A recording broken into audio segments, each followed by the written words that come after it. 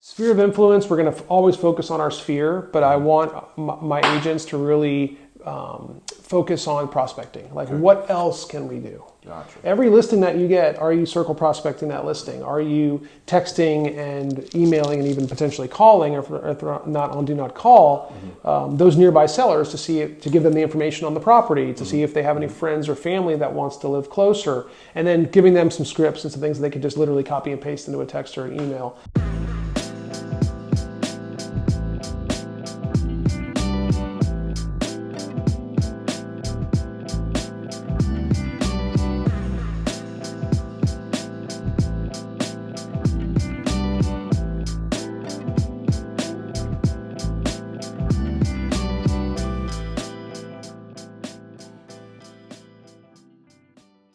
Hi everybody, welcome back to another Workout Wednesday. This will be our final Workout Wednesday for the year of 2024. So thank you to everybody that has been consistently viewing.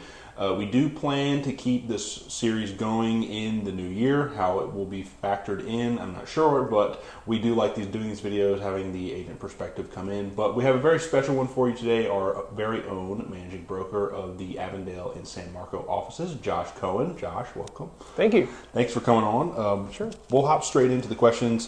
First one's always the same. Just tell us a little bit about yourself. It's always in three parts. So what were you doing before real estate? How did you get into real estate? And then how has your real estate journey been so far? Okay.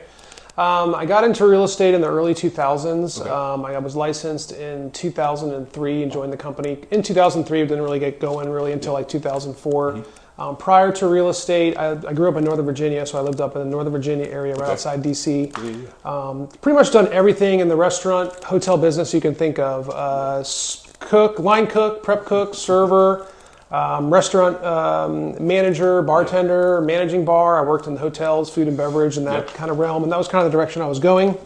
Hospitality stuff. Yep. I'm also a musician. I played drums my whole life, and so I was like playing with a band back home in Northern Virginia, and so things had kind of changed, and I had family that had moved down here to retire, and so I came down to Northeast Florida and saw all the development and things going on everywhere. My dad was in sales, and the restaurant industry, the hotel industry is very like consumer facing, lots of different personalities, solving lots of problems, like hospitality. So I kind of gravitated to real estate. I just said, you know what, I'm going to go try something different. And I was waiting, working as a server at night, and I started at our Ponte Vedra office we were Prudential at the time. Working floor, doing open houses, and doing all the things that new agents do now. I was doing that back then, and then working in the restaurant, at nighttime. So, and then just decided to give it a shot and get into real estate. And my goal was to bridge the gap, to finally say goodbye to the restaurant industry and do this full time. I was hopeful I could make it happen, and eventually I did. So like you said, you were an agent before you became a broker. What would you say are like the key milestones or moments that defined your career so that you could be prepared to become in like leadership? I'm not sure you're ever fully prepared to become a broker. You kind of figure it out as you get going, But so I was working in our Ponte Vedra office, and then around 2009 or so, 2008, when the market started to turn, I was doing a lot of BPOs, which are broker price opinions. It's kind of like an appraisal, but you don't do them for the lender directly. You do them for like a third-party outsourcer, a company that the bank hires, that someone's behind on their mortgage payments, and the bank wants to know, is the house occupied? What does it look like? What could it sell for if we were to take possession of it and sell it? So I was doing a lot of those, and I was making almost more money doing that than I was closing deals at the time. And so I started forming relationships with different outsourcers and banks, and so they eventually started calling me and going, hey Josh, you've done like 100 BPOs for us. There's this property in Orange Park that we're going to foreclose on. Can you sell it for us? I'm like, heck yeah, I can do that. So I kind of got into the REO market in the downturn, which is bank-owned properties. And at the time, the company had formed some really great relationships with some really big clients, and they needed some help with that. So I came on board to the corporate office. I worked with Linda Lindenmoyer and her team. And a lot of it was really new, and I had already kind of done it on my own without any resources, without the backing of the company, so to speak, or the relocation department. And so I was able to help them. So I had eventually it grew, and it got to a point where we had hundreds of properties, and we were closing anywhere between 15 and 30 deals a month for a couple years in a row. So we had to inspect the properties every week. We had to submit all these offers, and every property had like multiple offers. And so I basically had a team before teams were a thing. So I was a leader of that team, even though it didn't really feel that way. But that was kind of like, I guess, my first intro into leadership, running that team and managing that business for the company. And at the time, the real estate market was challenging. Homes were sitting on the market very long, and that was a way that the company was making money because we were closing deals left and right. So that was probably my first glimpse into leadership. Yeah, kind of like trial by fire almost, or was it just very gradual? A little bit of everything. Yeah, I mean, it got real busy real fast. Gotcha. And there's a lot of compliance and a lot of reports and a lot of uploading date stamp photos and doing this and doing that, and so managing all that compliance and managing an account that makes the company a lot of money. It's a big responsibility, so that was a piece of it. And then Was that fast-pacedness kind of where you started to fall in love with real estate? I liked it before. I loved, selling real estate, marketing properties, meeting people. The operations side of the business was always kind of more my strong suit, and the people side of it came later, I guess, because I really embraced the technology and that side of it. But, I also serviced my sphere and had, neighbors and friends and family that I would help and things like that. But I mean, my getting into management was really more a personal thing. My wife and I we were pregnant, and so I was kind of thinking about what do I do next. And I had a couple different options, and one of them that was presented to me was becoming a broker, which I really hadn't considered at the time. But Linda and Christy were persistent. As we all know they can be very persistent. So you kind of talked about your next question is kind of how you've experienced a multitude of markets, which we've talked about that and how you've navigated those. But the third part to that question is how do you train your agents now to stay competitive, knowing that you've gone through all those markets? Well, I mean, I think what we do, a lot of it is in the moment. I think right now we have a market that's been evolving. I mean, 2024 was a challenging year for agents. We had obviously higher interest rates in the 7-8% range, more inventory, but also the NAR settlement. Yeah. Then the changing from NEFAR to FAR-BAR form. So it was a year of adversity and change and challenges. But so a lot of what we did last year, from my experience, was really coaching the agents to have a positive mindset, to be motivated, to really focus on them, their mindset. So when they have business, they can coach their people and guide their people. I really think you have to kind of coach in the moment, because I think now it is more of a buyer's market. Not everywhere. I mean, there's some parts of Northeast Florida where still inventory is real tight, but for the most part, there's more inventory, there's more options.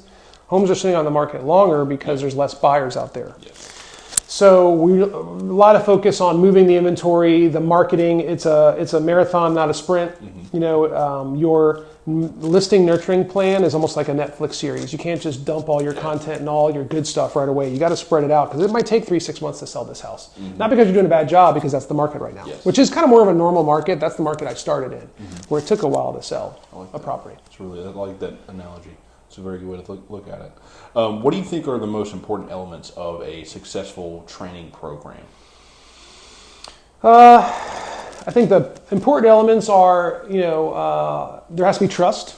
There has to be authenticity. I think you have to be yourself. They have to be themselves. And I think some agents struggle with going outside their comfort zone a little bit. So I think they have to kind of be uncomfortable. I think that's part of it. And I think obviously having a checklist, having an agenda is important.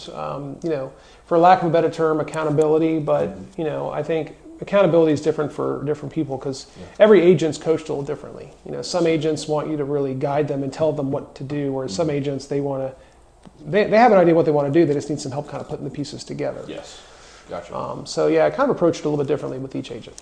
So you kind of touched on a little bit there. What does it mean to you to run an intentional real estate business? Well, number one, I think you have to business plan, but you have, more importantly, time blocking. Time blocking is huge. I think having an idea on what you want to do and implementing it and sticking to the process and being consistent. I always say this to my agents: consistency brings contracts. You have to be consistent with what you do. You can't just prospect for listings when you feel like it. You're supposed to do it all the time. Yes. You can't just do open houses when you feel like it. You've got to do it all the time. That's the business. So consistency is important. Time blocking. I think showing up. It's really hard. Some agents are very productive working from home, and that's great. But I do think you need to, sales meeting on Tuesdays. Come on in the office, go tour some properties, talk to your colleagues, what's going on, network.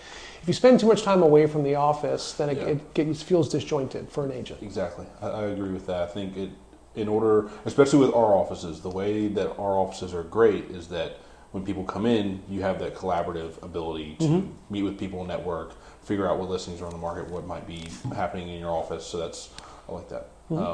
I heard also Tony, he talked a little bit about intentionality with their business. So that kind of brought up, that question brought up that whenever he'd shared a story about going just beyond the listing, how a lot of their clients aren't simply transaction ends, never talk to them again. A lot of them, they extend on beyond where they build that relationship beyond that transaction, and it's helped them achieve more business from that because, one, they get networked from other friends of those people, or they've just down the line sold another house for that person.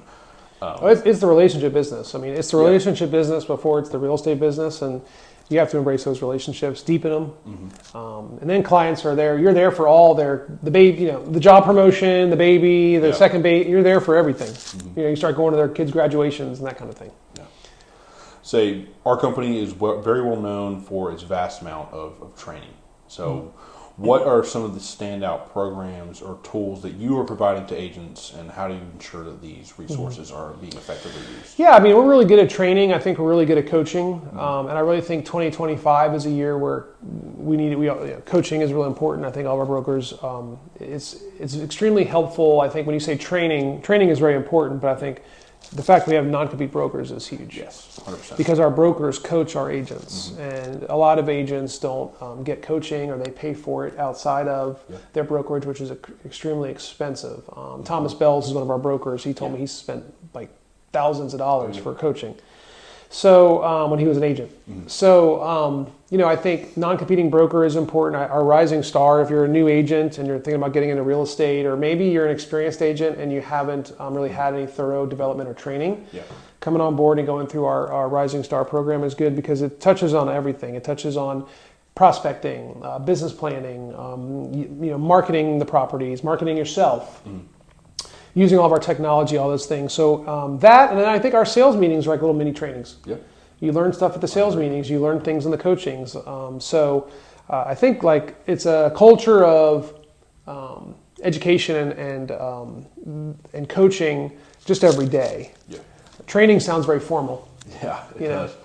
So I kind of want to talk about some of your like one-on-one coaching sessions that are offered here. So how are you running those? Is this as they want to come and see these coachings, or are you reaching out to these agents being like every third Thursday of each month at set time where we're meeting?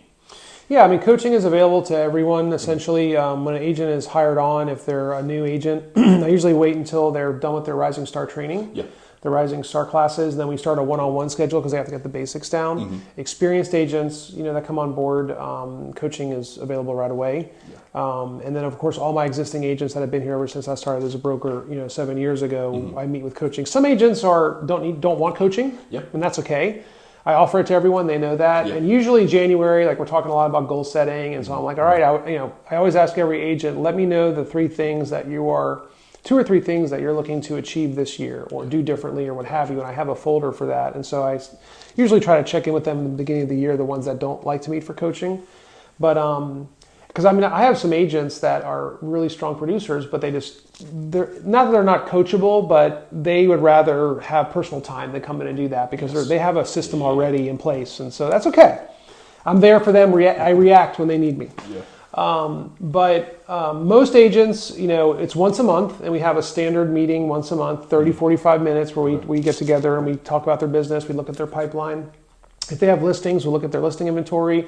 What do we got to do to move these listings? Let's check out the pricing, things like that. And then their goals. So I'll go back to that folder, and if an agent's looking to, because sometimes agents want more personal time. Like I want to do $5 million, but spend more time with my grandkids. So we'll talk about that. Are you getting more time at home with the grandkids and things like that? So it's very personal and individual to them. Cool. So once a month is generally how often we. Gotcha. But there's also the God of Minutes. So I'm there for the God of Minutes too, because I usually say we'll meet once a month, but that's going to be in between the God of Minutes because I know you'll need me between. Gotcha. Say, what's your upcoming plan for training in the new year? I know you're going to talk about in January. You do a lot of goal setting, but what about? So 2024 was all about my buzzword for 2024 was bravery. It was all about being brave because I knew this year was going to be all about change. All these things, all the adversity that the agents had to deal with, and so it was bravery, being brave, having a positive mindset, going outside your comfort zone. 25 to me is all about make your pipeline thrive in 25. So. Sphere of influence, we're going to always focus on our sphere, but I want my agents to really focus on prospecting. Like, what else can we do? Gotcha. Every listing that you get, are you circle prospecting that listing? Are you texting and emailing and even potentially calling, or if they're not on do not call, those nearby sellers to give them the information on the property, to see if they have any friends or family that wants to live closer, and then giving them some scripts and some things that they could just literally copy and paste into a text or an email. Yeah. Really trying to get the agents to do more. Like, how can this one listing turn into another unit or two? Gotcha.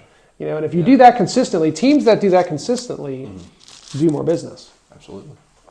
So, final question here: what is your vision for your office in this? Okay. Well, I kind of just talked about it. Yeah. Make your pipeline thrive in 25. I think 2025 is going to be a better year for everyone in real estate. I think we're going to do more transactions, and so my goal is to get back to a market that's moving a little faster. Get back to a place where it'd be nice for some agents to come in the office a little bit more. I think some agents have gotten comfortable working from home and things like that. But my vision for the office is kind of what I just described: making your pipeline thrive in 25, doing more units. If you're doing 7 million now, what do we need to do to do 10? Yeah. Because maybe we could do 10 million, and you're not spending less time at home. You're still there for all those moments and things like that. So really kind of like taking it to that next level. And then, of course, growing the office, adding some more agents to the team. As always, yeah. Very nice. Well, thank you very much for sitting here and talking with me today. The final Workout Wednesday for 2024. Okay. Save the best for last. Well, I appreciate that. We got a lot of good people, but yeah, it was fun. Thanks for having me. Yeah. Absolutely. Well, I will put Josh's office's social media accounts on the screen for you guys to go check out. They put out a lot of great content. A lot of the listing information from their agents go out on there, so you guys can check out if you are looking to sell or buy. But other than that, we will see you in the new year. Other than that, take care.